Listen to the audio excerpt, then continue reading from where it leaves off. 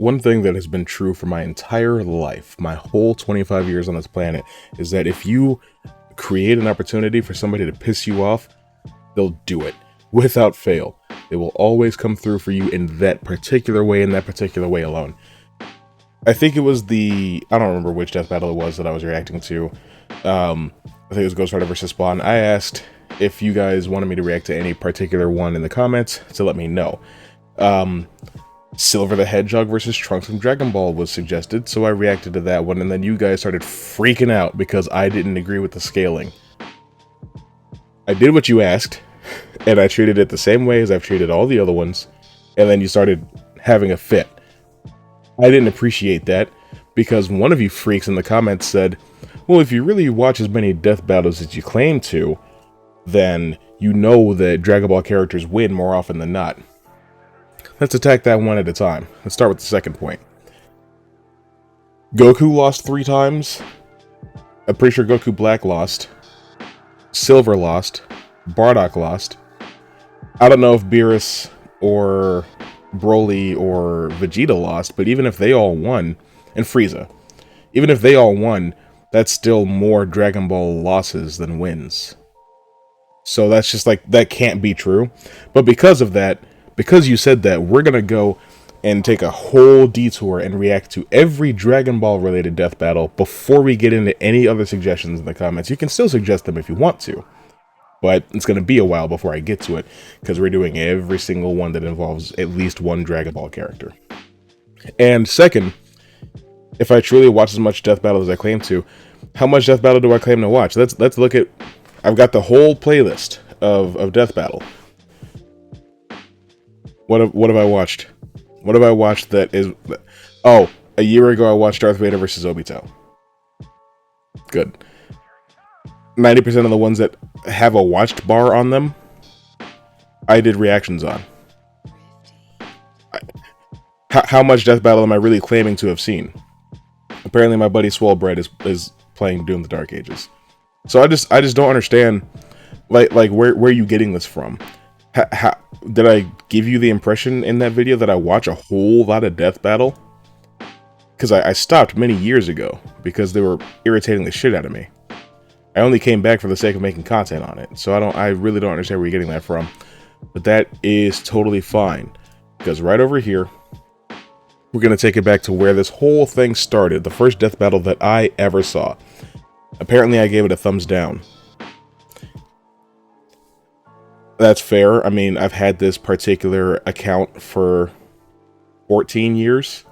It's entirely possible that at the time that this video came out, I was more into Dragon Ball than Superman, and so I thumbed it down. Things have turned around since then, but we're gonna go ahead and we're gonna react to this very first Superman versus Goku death battle. Now, to put some things into perspective before we begin, this came out in 2013. Before Battle of Gods had come out, I believe, so we didn't know anything about Super Saiyan God. There was no Blue, no Ultra Instinct, none of that stuff. And for Superman, this was, I believe, 2 or 3 years into the New 52 run, which doesn't necessarily matter because they use like a weird composite Superman that's scaled from like everything that Superman has ever done, which I've never really particularly been a fan of. But regardless, that's what they did here. Alright, as I was saying, they use this weird like composite version of Superman from like post-crisis, pre-crisis, whatever, that I wish they wouldn't do for the sake of scaling. Another thing, I'm not... Okay, we're gonna go back to big camera for this. This is gonna be a really long setup before we actually start reacting to anything. I'm not Seth the Programmer, okay? I am not Swag Kage. Thank God I'm not Seth the Programmer. I don't give a damn about scaling to that level. You guys are in the comments talking about some 5D. I don't know what that means. Don't explain it to me, because I don't care. I'm not... Once we start doing algebraic expressions to talk about how powerful somebody is, I don't care anymore. Okay? I just want to have a regular conversation about this kind of stuff. Alright. On with the reaction to the actual battle. And as always, we're going to skip all of the preamble and just get into the battle. I believe this was also the first one that they had ever done that was in full 3D.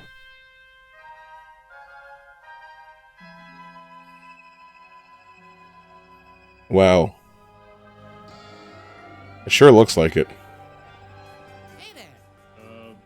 Oh my god. Is it supposed to look like this? Let's fight. Fight? Holy shit. Not really what I do. Oh my god. I remember this being mind-blowing when I was like 14 years old. That's okay though. You're insane. I'm pretty sure that's Masako doing, Masako X doing the voice for Goku.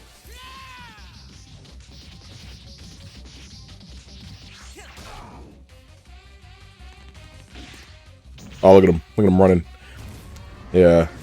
I'm not 1,000,000% sure why he's got the power pole here. He doesn't use it in Dragon Ball Z, which is, you know, where he's an adult for the majority of the story. Well, all of the story, actually. I guess, I don't know. Sometimes they give a character every single thing that they've ever had, or sometimes they give a character almost nothing. It's never been consistent.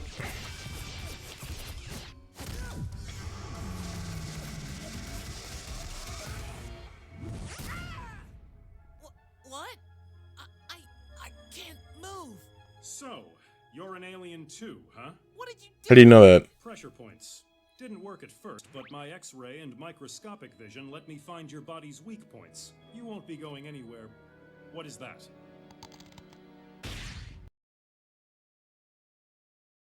What just happened? Why does he have telekinesis? Okay, I know that, like, randomly Dragon Ball characters will have, like, brand new abilities that they probably never ever use again. Like, I remember Goku putting his hand on Krillin's head and learning everything that had happened in the Namek Saga to that point. Or turning into, like, a beam of light and traveling across the planet. Or Vegeta levitating a rock out of the ground and throwing it at Frieza to distract him. I know that stuff like that happens. I cannot recall Goku using the Force and being telekinetic without moving his hand or anything like that. That does not strike anything in my memory. I don't know. I could be wrong. You guys will let me know if I'm wrong. That much I can be sure of. Ah, Sensu beam. Want one? No. No. I'm ending this. Now. Super Saiyajin. Oh! Okay, Blondie. What's going on? Was this recorded in, like... I can't even say a closet.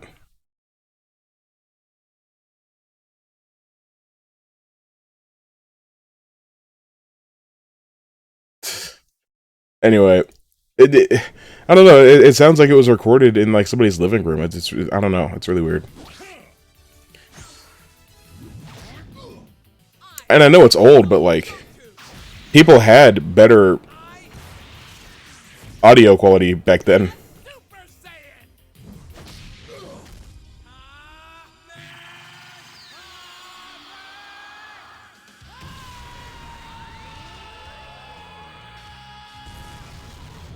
No, LexCorp. Oh, this is where the kryptonite is introduced, right? Take a while. What? No. Not now.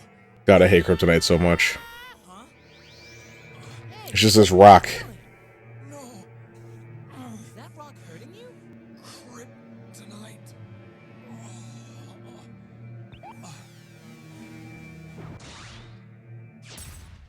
There. Okay, let's go. What? Why? I want to beat you at your best. That's No well in fun character. out there. I don't have a problem with that. Nice.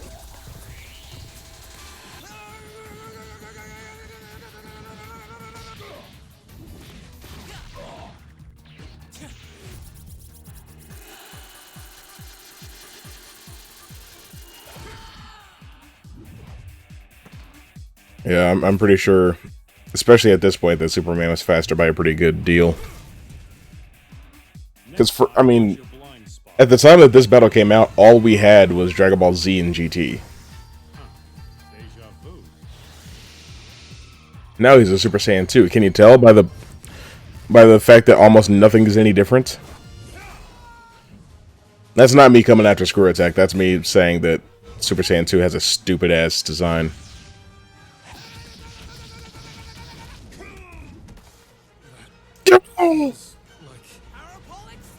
Magic.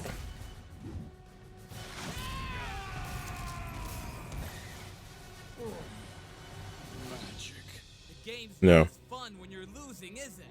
Game? You think this is a game? He's back over here now. Haven't even begun to play.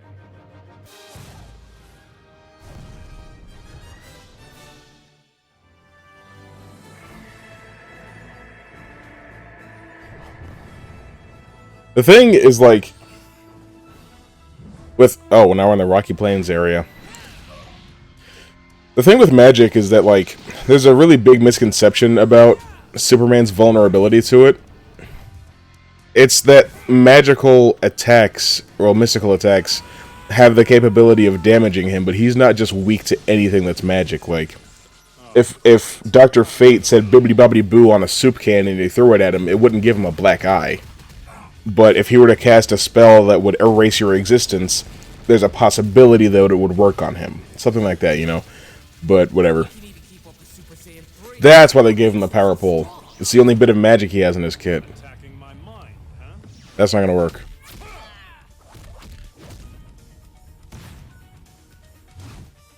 You can only do that with the anti-life equation these days.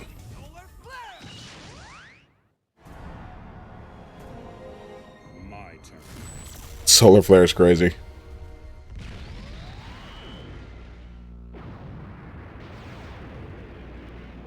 I've got a bad feeling about this. Super Saiyajin 4. Yeah. Go again. It's okay, Superman. Nobody is stronger than Super Saiyan 4. My ultimate form. Ultimate form, huh? About time you ran out of hairstyles. That's the funny thing about Superman, is that he's just standing there unchanged over the course of this entire battle while Goku's cycling through all of his transformations.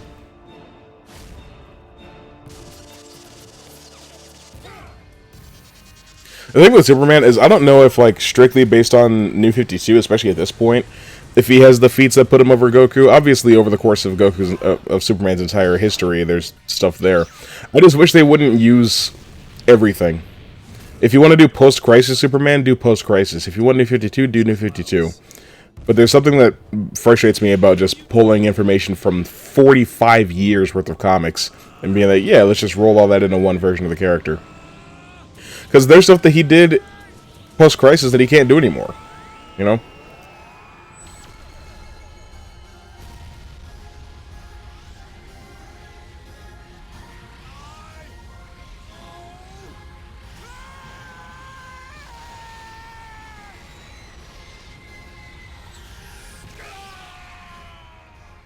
Did he do that? I don't recall him popping Kaioken while in Super Saiyan 4 for some reason. Good. Right. It's entirely possible, though. There's been a lot of stuff with GT. There's no way. I know that he does, like, the Time Sen Kamehameha, where it's like he puts the Kaioken into the... That's probably what he did. But I'm drained. Son, lend me your energy. Does that work? I know in, I believe it was in Super Android 13 in the movie he did that. He did a Spirit Bomb based on the sun. But I feel like in the main continuity, if he was able to do that, then they wouldn't have had to bring everybody back to life at the end of the Buu saga for the Spirit Bomb to be strong enough to kill Buu. If he could just use a star, he could just use the star. Again, though, it doesn't matter. This is a composite Goku by this point, so...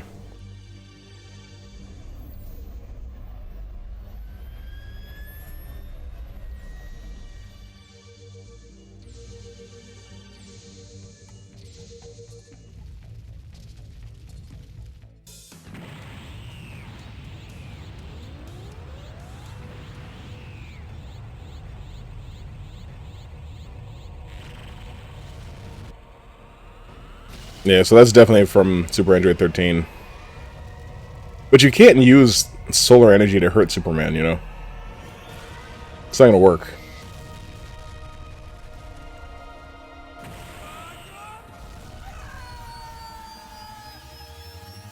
Is that like his infinite mass punch?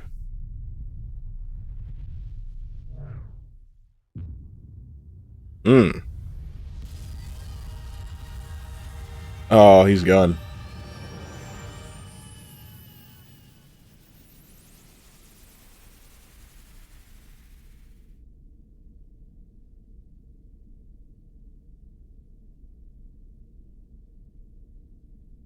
I think it's a little irresponsible to have Superman just, pop the Earth like that, but it's fine. It's over! It's finally over! We never have to hear about it again! Indeed. Yeah. Superman may not be as That definitely ended Goku, but the sometimes debate forever. tenacity only prolongs the inevitable. Superman's power's insane! He can even patch up holes in reality just with his own static electricity. Goku did not understand Superman's connection to the sun and would not think to teleport him to a red star. Even if he did figure it out, he would run the risk of teleporting So, okay. That's something that people have talked about for a long time. Goku just being able to, like, instant transmission him away from the yellow star. That doesn't make any sense. That's a thorough misunderstanding of what instant transmission is. It doesn't just take you to a place, it takes you to a person. More specifically, it takes you to an energy signature that you can recognize. That's why at the end of Dragon Ball Super Broly, which, I mean, came out 5 years after this, Goku was able to find Broly all the way on Vampa, because he found Broly's key signature. Not that he knows where the hell Vampa is. He doesn't even know what it's called. He just knows it's repugnant. But that's further corroborated in Dragon Ball Super, or even Z. Was it Resurrection F? Where, like, Gohan, was it somebody? Jesus Christ! I think Gohan, Goten, and Trunks had to, like, power up so that Goku could find them from Beerus's world, because even with Whis transporting them there, it wouldn't have been fast enough. So that's how they were able to instant transmission back. I could be getting that wrong. That might just be how it happened in the Dragon Ball Super retelling of Resurrection F. I haven't watched that movie since it came out. But even when it's explained in the Android Saga, I believe Goku says that he can just teleport to somebody's key signature. That's how we knew that Piccolo was injured when he woke up from his coma. But people seem to think that he can just instant transmission wherever he wants. That's just not how it works. him to a blue star, which actually increases Superman's power. And if Goku destroyed the sun, the supernova would blast all the way past Mars and incinerate him. So it ultimately comes down to who is stronger, faster, and tougher. The force needed to move an object out of the sun's orbit by 1% is about 1,000 times less than the object's mass. The Earth weighs in just under 6.6 sextillion tons. This means Superman is strong enough to move 6.6 quintillion tons. But since his solar Okay. power can rise infinitely, this is nowhere near his maximum strength. Yeah, I've seen, Superman All-Star. I mean, with one hand, he's pushing 200 quintillion tons, And I think in the movie, they pushed up to 250 quintillion tons. You're lifting 200 quintillion tons. No, That's I was wrong. 3 times his record, so like 62 quintillion. Sun and back in less than 2 minutes. That's 9.4 billion kilometers per hour.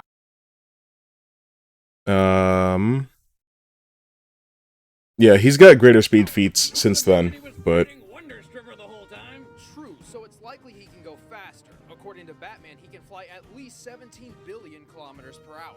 And nobody argues with Batman.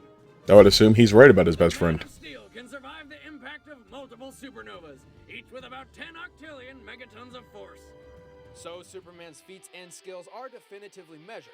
However, Goku's are not, and are difficult to judge. Not only does Yeah. Dragon Ball heavily abuse cinematic time, but Goku's That's true. It's also we can't really put numbers on anything anymore, because Toriyama realized that, putting numbers on things make it difficult to enjoy after a while, because the numbers just get so big. What's Goku's current power level? 850 quadrillion? I don't fucking know.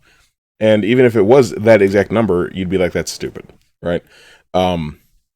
Beyond that, there's a really strange moment in Dragon Ball Super, which, again, came after this, where Vegeta is fighting Magetta in the Universe 6 tournament, and okay. How much did Magetta weigh? Because I do not want to misquote this moment. Okay. So yeah. During the Terminator Destroyers, Magetta increases his density to weigh 1,000 tons. And as such, Vegeta was not able to easily lift it. 1,000 tons was too much for Vegeta to be able to lift as a Super Saiyan. Mind you, Super Saiyan is a 50 times multiplier. What's 1,000 divided by 50? 20, right? Hang on. It's been a long time since I've taken a math class. Yeah, so 20 tons would be like his limit in base form. As of Dragon Ball Super, when the Universe 6 tournament takes place. This is after Buu, after Beerus, after Golden Frieza. If Goku and Vegeta are relatively evenly matched, that doesn't speak very well for Goku's lifting capacity in base form. Is that consistent? Not exactly, because we see him dragging and pushing these huge weights on King Kai's planet, and you're not going to really be able to convince me that that's not at least 20 tons at the beginning of Battle of Gods. But whenever they do put a number on things, they tend to not look great for Dragon Ball characters. That's just how it is. That hey, you can fact check that. I did not make that up. Anyway. Final adventures in Dragon Ball GT are incredibly inconsistent due to his untimely transformation into a child. Wow, the room got a lot bigger somehow. As Ki is dependent on the physical body, his child form likely could not handle his own Ki, sending his power into flux. It can't take it. It's too weak. My older body was more developed. And obviously, we're not using future Goku, because that would require a ridiculous amount of assumptions. Not to mention, we fair have enough. to use future Superman, who's pretty much God. So, like That's Superman, we need also to fair. Goku in his prime. After experimenting with dozens of different theories, we discovered an ironclad method to finding Goku's limits, which we call the gravity formula. Okay. Based around his training and increased gravity. This I don't remember. Training and This Saiyan explanation heritage, is Goku what I mean. increases his abilities proportionate to the amount of force he trains under. Saiyans are born with a unique ability to fight anywhere. With a unique ability to fight anywhere. Just under 40 tons. This is equivalent to 580. So if shortly after meeting Raditz, he's able to do that, how come Super Saiyan Vegeta can't lift 1,000 tons?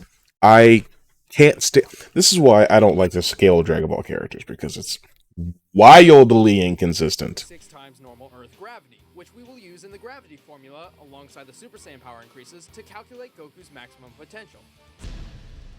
Multiplying the 40 tons by the Super Saiyan forms means he can lift up to 160,000 tons in Super. How do we know that Super Saiyan 4 is a 10 times multiplier from 3? Do we know that? Has that ever been established anywhere? Saiyan 4, strong enough to pick up a continent, or my ex-wife.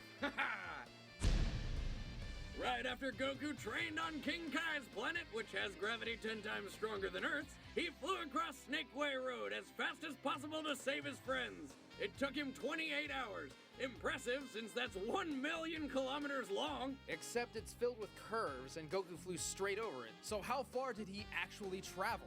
By That's fair. Goku's height to a single spike, we can measure each curve. We can then That's remove insane. those curves from the overall length.